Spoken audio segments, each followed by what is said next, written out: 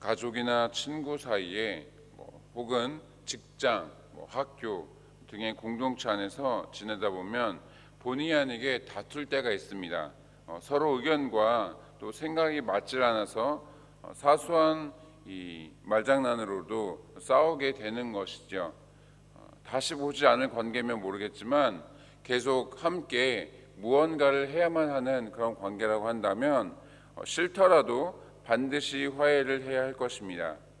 그런데 화해라는 것이 미안하다, 잘못했다, 이런 말 한두 마디 했다고 해서 끝이 나는 것이 아닙니다. 문제가 발생하기 이전의 상황으로 되돌아갈 수는 없겠지만 최소한 서로 안에 남아있는 그 감정의 찌꺼기들을 어느 정도 제거할 수 있어야 하는 것이죠. 그런 것을 위해서 아이들은 악수를 하게 하고 부부나 연인끼리는 포옹하게 하고 또 성인들은 밥 한 끼를 먹는다든지 또 세상 사람들은 술 한 잔을 마신다든지 그렇게 하게 되는 것입니다. 하나님과의 관계에서는 어떻게 했습니까? 하나님께서 우리에게 인간에게 잘못하실 리는 없기 때문에 무조건 우리는 회개하고 또 그분 앞에서 잘못을 반복하지 않도록 더욱 노력해야 할 것입니다. 바로 그때 하나님께서는 또한 우리에게 은혜를 베풀어 주시는 것이죠. 바라기는 하나님과의 관계가 친밀하다라는 어떤 하나의 지표로서 늘 은혜 가득한 삶이 되시기를 주님의 이름으로 축원합니다. 오늘 본문을 크게 두 부분으로 나눈다면 반드시 지켜야 할 세 가지 절기와 또 모세가 다시 한번 하나님과 40일간 독대하면서 받게 된 어떤 화해의 징표에 대해서 다루고 있습니다. 먼저 세 가지 절기에 대해서 간단하게 나누어 보신다면 이스라엘 백성들이 매년 지켜야 할 명절은 무교절과 또 칠칠절 그리고 수장절입니다. 무교절에는 발교되지 않은 빵, 그러니까 누룩이 없는 빵을 먹으면서 각자 자신의 장자와 또 모든 가축들의 첫 새끼를 위해서 대속을 해야만 했습니다. 그것은 이스라엘의 전체가 하나님의 소유임을 고백하는 것입니다. 이스라엘에게 있어서 긍지와 또 자랑이 되게 하는 동시에 하나님의 소유와 백성된 자로서의 어떤 의무를 충실히 감당하게 하는 것에 그 목적이 있었던 것이죠. 이와 마찬가지로 우리는 예수 그리스도의 그 십자가 사건으로 하나님의 자녀가 되었고 또 그분의 소유가 되었습니다. 영적으로는 우리 모두가 하나님께 드려야 하는 첫 것, 그 초태생과 다름이 없습니다. 이제 우리가 해야 할 일은 하나님을 위해서 우리 자신의 몸과 마음을 드리기에 힘써야 한다는 것입니다. 그리할 때 또한 우리는 하나님께 영광을 돌리는 그런 삶을 살 수 있게 되는 것이죠. 두 번째는 칠칠절, 그러니까 맥추절, 초실절, 또 오순절이라고도 불리우는 그 칠칠절입니다. 보리의 첫 이삭을 드리는 그런 절기입니다. 유대인들이 지키는 유월절은 태양력으로 했을 때 보통 고난 주간의 그 성금요일보다 일주일이 빠릅니다. 그러니까 종교력으로는 1월 14일이 유월절이고 그 다음 날부터 일주일간이 무교절인데 그 시기는 태양력으로 우리가 했을 때 3월 말에서 4월 초 정도가 되는 것입니다. 그 후로 50일이 지나면 보리의 첫 수확기인 맥추절인데 태양력으로는 한 5, 6월 정도가 되는 것이죠.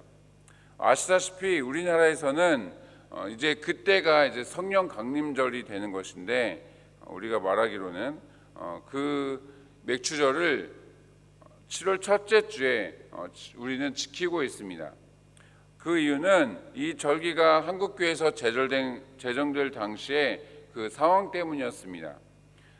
연세 드신 분들, 좀 연세가 지긋하신 분들은 여전히 그 기억이 남아 계시겠지만 우리나라 초기 기독교 때부터 20세기 중반까지, 그러니까 1950년대나 한 60년대 70년대 초반까지는 농업을 근간으로 하는 그런 곳에서 가장 최빈국이었습니다. 그래서 3월부터 5월까지는 보릿고개라는 것이 있었죠. 그래서 먹을 양식이 부족했었기 때문에 보리 추수가 마무리되는 7월 첫째 주로 그렇게 맥추절을 정했던 것입니다. 어찌됐든 이스라엘에서는 6월절로부터 50일이 되는 그날 농작물의 수확을 감사하면서 그날을 이제 성회로 선포하고 공포하고 아무 노동도 하지 않는 것으로 그 절기를 지키게 했던 것입니다. 끝으로 이스라엘 백성들이 매년 지켜야 하는 이 3대 절기 가운데 마지막은 수장절입니다. 종교적으로 이 7월 15일, 태양력으로는 9월 말에서 10월 말경이 된다고 될 수 되는데 수장절 역시 앞서 언급했던 맥추절처럼 우리나라의 상황에 맞게 현재는 11월에 지키고 있지요. 맥추절이든 칠칠절이든 수장절이든 소산을 추수하는 것은 동일한데 그 종류에 있어서는 차이를 보이고 있습니다. 칠칠절은 주로 밭곡식의 수확물을 기념하는 것이고 수장절은 포도와 올리브 같은 그런 과일들을 추수하면서 한 해 농사를 마무리하고 저장하면서 지키게 되는 그런 명절이었던 것입니다. 40년 광야 생활을 기억하면서 노예와 나그네로 살았던 그 인생을 구원하여 주신 것에 대해서 감사하며 지키는 절기였던 것이죠. 하나님께서는 이렇게 무교절, 또 칠칠절, 수장절을 이스라엘의 모든 남자들이 매년 반드시 지키도록 명령하셨습니다. 그것은 여호와 신앙을 버리지 않고 하나님의 백성이라는 사실을 자각하면서 살아갈 수 있도록 하기 위해서 그랬던 것이죠. 오늘 본문의 또 다른 파트는 하나님의 지시에 따라 2개의 돌판을 준비해서 시내산에 다시 올라갔던 모세가 40일 동안 금식하며 율법을 받은 다음 산에서 내려왔을 때의 그때의 상황입니다. 40일 동안 금식하신 분들을 만나보신 분들이 계실지 모르겠지만 저는 중고등학생 시절에 몇 번 뵌 적이 있습니다. 제가 중고등학교 다녔을 때 저희 담임 목사님이 좀 그렇게 좀 금식을 좀 자주 하시던 그 목사님이셨고 또 그 목사님의 그 주변에 계시던 그 목사님들도 그렇게 이제 40일 금식하거나 또 20일 금식하거나 하시고 이제 강사로 많이 초빙되어서 오셨기 때문에 그런 분들을 좀 자주 뵐 수 있는 그런 기회가 있었습니다. 그래서 그때의 기억을 떠올려 보면 은혜 가운데 정말 하나님의 은혜 가운데 40일이든 뭐 20일이든 금식을 잘 마치시고 계시거나 그렇게 마무리하고 계시거나 또 그렇게 은혜 가운데 금식을 마치시고 몸조리하시는 그런 분들 보면은 확실히 이제 살이 빠지시긴 하셨어도 얼굴빛이 굉장히 이제 환했던 것을 기억할 수가 있습니다. 볼 수가 있습니다. 평온한 미소와 함께 마치 이제 견고하고 어떤 이 단단한 이 바위를 마주하는 듯한, 그러니까 누가 와서 격동시키는 말을 해도 전혀 그런 것에 흔들리지 않을 것만 같은 그런 느낌을 받았었던 것이죠. 물론 제가 이제 어린 나이에 40일 금식하셨다라는 그런 말을 듣고 좀 기분 탓에 제 스스로 느낀 그런 기분일 수도 있었겠지만 확실히 뭔가 이제 범접하기 어려운 그런 것이 좀 있었던 것이죠.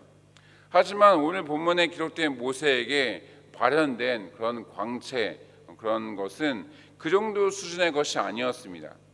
하나님께서 모세에게 특별한 권위를 부여해 주시기 위해서 그렇게 나타나게 되었던 것입니다. 모든 백성들로 하여금 모세를 두려워하면서 모세를 통해서 주어지는 그 하나님의 말씀을 성실히 준행하게 하게끔 하기 위해서 그런 일들을 그런 광채가 나타나게 하셨던 것이죠. 모세는 하나님 자신에게서 광채가 나는 사실을 이후에 알게 되었을 때 그 상태를 드러내 보이지 않도록 좀 노력한 부분들이 있습니다. 사실 전략적으로 이스라엘의 모든 그 진영을 느긋하게 이렇게 하나님의 말씀을 선포할 때뿐만 아니라 뭐 밤이든 낮이든 느긋하게 좀 순찰하면서 어떻게 지냈는지 뭐 그런 것을 보는 그런 그런 어떤 순찰을 했다고 한다면 차후에 이스라엘 백성들이 함부로 모세에게 덤비거나 뭐 반항한다거나 그렇게 하지 못했을 것 같습니다. 그러면 조금은 편하게 백성들을 좀 치리하고 그럴 수 있었을 것인데 그렇게까지 하지는 않았던 것이죠. 왜냐하면 장차 사라지게 될 그 율법의 그 영광을 주목하지 않고 앞으로 오시게 될 그 메시아의 영광을 바라보도록 하기 위함이었던 것입니다.